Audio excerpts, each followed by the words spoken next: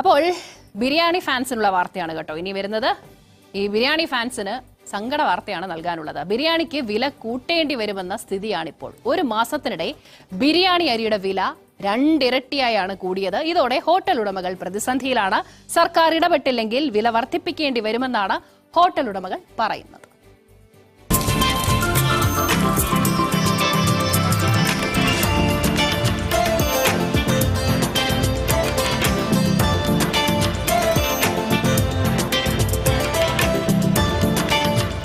Palakkad NMR biryani അങ്ങനെ തയ്യാറാവുകയാണ്.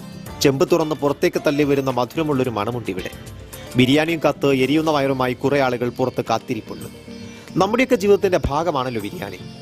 കാര്യം ഇങ്ങനെയൊക്കെയാണെങ്കിലും ബിരിയാണിക്കുള്ള ആ സ്വാദ് ഇന്ന് ഹോട്ടൽ ഉടമകൾക്കില്ല. വിലക്കയറ്റം തന്നെയാണ് കാരണം. ഒരു മാസത്തിനിടെ ബിരിയാണി അരിക്ക് 2 ഇരട്ടിയായാണ് വില വർദ്ധിച്ചത്.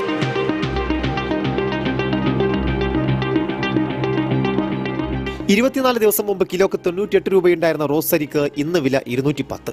89 രൂപയുണ്ടായിരുന്ന മലബാറിന് 208. വെളിച്ചെണ്ണ അടക്കമുള്ളവയ്ക്കും കുത്തനെ വില കൂടിയതോടെ പിടിച്ചു നിൽക്കാൻ പറ്റാത്ത സ്ഥിതിയാണ്. അരിക്ക് 300 കടന്നാലും ഇനി അത്ഭുതപ്പെടാനില്ലെന്നാണ് കച്ചവടക്കാരുടെ പക്ഷം. അന്താളിച്ച് നിൽക്കുകയാണ്. എന്താ അടുത്ത സ്റ്റേജിലേക്ക് നമ്മൾ എന്താ ചെയ്യാന്നുള്ള അവസ്ഥയിൽ ഞങ്ങൾ പെട്ടു കിടക്കുകയാണ്. വളരെ പ്രയാസമാണ്. നല്ല രീതിക്ക് കച്ചവടം ചെയ്തു പോകാൻ വളരെ ബുദ്ധിമുട്ടുണ്ട്. സമീപകാലത്തൊന്നും ഇത്ര രൂക്ഷമായ വില വർധന ഉണ്ടായിട്ടില്ല. കണ്ണു തള്ളുന്നുണ്ട് ഓരോരുത്തർക്കും.